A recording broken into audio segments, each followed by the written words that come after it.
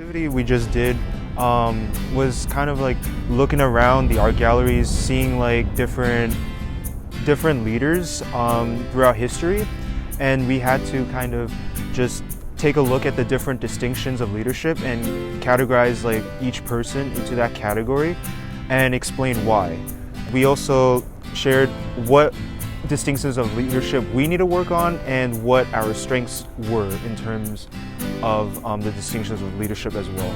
We opened the textbook and we were reading about all the different things that make a leader a good leader, and then we walked around and looked at all the pictures of like really cool leaders like Martin Luther King, but we also had the opportunity to look back at leaders in our life that influenced us, and we basically had a sheet of just a bunch of like characteristics, and we had to pick a leader and explain why like they were that. Then we got to talk to other people about it. It was kind of cool to like see other people's like what they chose, like their leaders that they chose that weren't on the wall, that like meant something to them. The big takeaways I took from that was that it's important to have a balance of distinctions of leadership because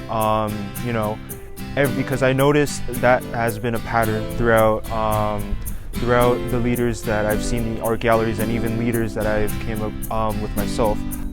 You should continue to pursue your strengths of what you're already good on and really try to find out in how many ways and how many applications can you apply your strengths to, because you notice throughout